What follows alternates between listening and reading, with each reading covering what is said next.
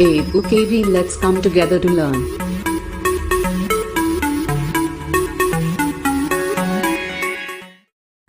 Hello friends, I am Rityunjay Singh. Welcome to our YouTube channel EduKV. हमारे YouTube channel में आपका स्वागत है।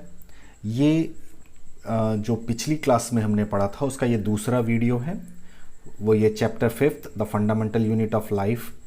इसके अंदर हमने पढ़ा कि ये आज हम पढ़ेंगे लाइट और कंपाउंड माइक्रोस्कोप के बारे में।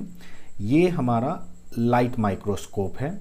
लाइट माइक्रोस्कोप का मतलब ये होता है कि जिसमें भी हम किसी छोटी चीज़ को देखें with the help of light. Once again I am giving you a correct definition. First thing, microscope. तो माइक्रो मीन्स स्मॉलेस्ट ऑर्गेनिज्म। ये वायरस हो सकता है, बैक्टीरिया हो सकते हैं जो कि हमें नेकेड आई से नज़र नहीं आए, उन्हें हम बोलते हैं माइक्रो। और स्कोप ये वो इंस्ट्रूमेंट है जिसकी मदद से हम इन माइक्रो ऑर्गेनिज्म को देख पाते हैं। ठीक है, तो इन्हें हम बोलते हैं माइक्रोस्कोप। और ये जो माइक्रोस्कोप है वो हमारा कंपाउंड माइक्रोस्कोप है और इसी को हम लाइट माइक्रोस्कोप भी कहते हैं। अब देखिए, यहाँ पर एक चीज़ देखने की है, इसी को हम स्ट्रक्चर आपको बताएंगे आज। ये जो स्ट्रक्चर होता है इसे कहते हैं आई पीस। ये डिटैचेबल होता है, इसे हम निकाल सकते हैं। ठीक है, ये जो पोर्शन होता है उसे हम डिटैचेबल होता है और इसे हम निकाल सकते हैं। ये है आई पीस। इस आई पीस के अंदर हम देखते हैं ये पोर्शन है जिसे हम एक ट्यूब लाइक पोर्शन होता है, इसके अंदर लेंस लगा रहता है। इसे आई पीस इसलिए कहा जाता है क्योंकि ये यहीं से हम देखते हैं, it is nearer to our eye. दूसरा जो स्ट्रक्चर होता है ये एक बॉडी ट्यूब है। This one is the body tube, this is the nose piece and this is the next lens. इसे कहते हैं ऑब्जेक्टिव लेंस। तो पहला आई पीस, दूसरा, पहला हमने क्या बताया आपको, आई पीस बता दिया। दूसरा ये है first eyepiece, second one is the objective lens.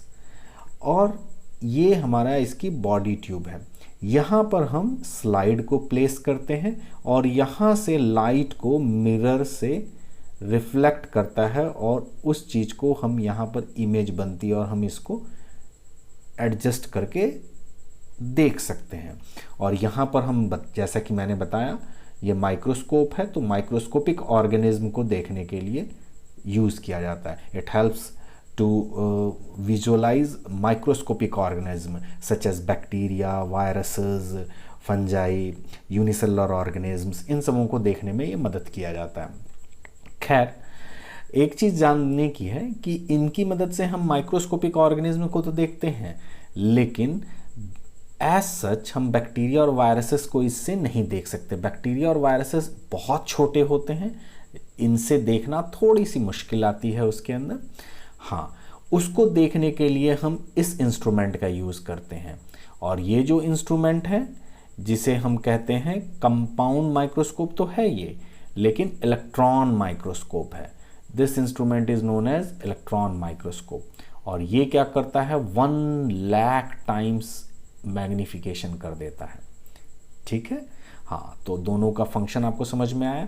ये थोड़े से माइक्रोस्कोपिक ऑर्गेनिज्म को देखने में मदद किया जाता है, लेकिन अगर बहुत छोटा जैसे वायरसेस हैं, बैक्टीरियाज हैं, स्मॉलर बैक्टीरियाज हैं, उन सबों को देखने के लिए हम इलेक्ट्रॉन माइक्रोस्कोप की ज़रूरत पड़ती है। इसके अंदर मैंने बताया ये आई पीस है, ये ऑब्जेक्टिव लेंस है। ठीक है, ये आई पीस, ये ऑब्जेक्टिव लेंस, ये आपका body tube, this is the nose piece. ये भी एक लेंस है, एक लेंस यहाँ यूज़ होता है, एक लेंस यहाँ यूज़ होता है। फिर ये एडजस्टर है, इसे बोलते हैं coarse adjustment screw and it is known as fine adjustment screw. अगर हल्का माइनर एडजस्ट करना है तो इसकी यूज़ करेंगे, अगर मेजर एडजस्ट करना है तो इसकी यूज़ करेंगे। This is known as clamp. ये क्लैंप है, ये स्लाइड को होल्ड करने में मदद करते हैं। This is called as arm, ये है इंक्लिनेशन जॉइंट, इससे इसकी मूवमेंट ऊपर नीचे कर सकते हैं। Then this is known as pillar and this one is the base. यहाँ का तो हमने इस तरफ का सारा अरेंजमेंट आपको बताया। अब आपको ये समझने की ज़रूरत है ये स्ट्रक्चर। यहाँ पर नीचे एक कंडेंसर होता है विच लिमिट्स द लाइट, कि कितनी लाइट अंदर से बाहर जा रहा है। It just work as a shutter in camera. कैमरे के अंदर जो शटर है ना, बिल्कुल उसी की तरह ये काम करता है। इस यहाँ पर एडजस्टमेंट नॉब भी पाया जाता है और उसकी मदद से हम क्या कर सकते हैं, इसके स्टडी करते हैं। तो आई थिंक आपको ये समझ में आया होगा कि लाइट माइक्रोस्कोप क्या होता है। तो पहली चीज़ लाइट इसलिए क्योंकि लाइट के मदद से हम किसी बहुत छोटी माइक्रोस्कोपिक ऑर्गेनिज्म को देख सकते हैं। माइक्रोस्कोप क्यों नाम पड़ा बता दिया मैंने। इसके अंदर 2 लेंसेज होते हैं, वो भी हमने देख लिया। ये जो 2 लेंसेज हैं इनकी मदद से यहाँ कहीं पर इमेज बनती है और वो छोटी सी जो चीज़ होती है वो मैग्नीफाई हो जाती है। यहाँ पर अगर मान लीजिए ऑब्जेक्टिव लेंस 2 तरीके के हो सकते हैं, एक 10x हो सकता है, एक 45x हो सकता है। ठीक, फिर मैंने आपको इलेक्ट्रॉन माइक्रोस्कोप के बारे में भी बता दिया। ये बहुत छोटी चीज़ें यानी 1 लाख टाइम्स जब मैग्नीफाई करना हो तब हमारा यूज़ होता है।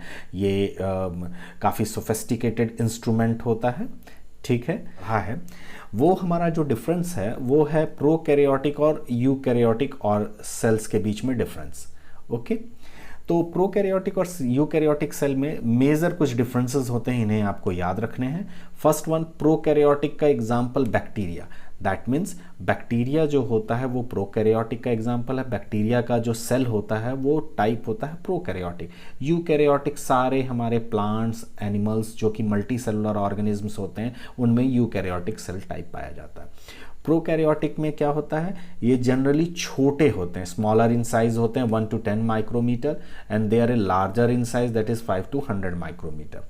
इनमें एक न्यूक्लियोइड दैट मीन्स एक जेनेटिक मटेरियल पाया जाता है, न्यूक्लियोइड। ये जो न्यूक्लियोइड है वो ऐसा है जेनेटिक मटेरियल, ये किसी चीज़ से सराउंडेड नहीं होता। अदरवाइज हमारा डीएनए और आरएनए क्या होते हैं, सराउंडेड होते हैं और वो न्यूक्लियस के अंदर पाए जाते हैं। क्लियर, यहाँ पर हमारा न्यूक्लियस के अंदर नहीं पाया जाता, it is not surrounded by a nuclear membrane, इसलिए वो डायरेक्ट साइटोप्लाज्म में। यहाँ ऐसा नहीं होता, यहाँ न्यूक्लियस पाया जाता है, उसके बाहर न्यूक्लियर मेम्ब्रेन पाया जाता है और न्यूक्लियर मेम्ब्रेन साइटोप्लाज्म के रिलेशन में होता है, टच में होता है, कॉन्टैक्ट में होता है। यहाँ पर एक सिंगल क्रोमोजोम पाया जाता है, यहाँ एक से ज़्यादा क्रोमोजोम पाए जाते हैं। इन सबों के अलावा यहाँ न्यूक्लियोलस एब्सेंट होता है। In the case of the prokaryotic cell nucleolus is absent, while in case of the eukaryotic cell nucleolus is present. Nucleolus is just present outside or inside the nuclear membrane or nucleus.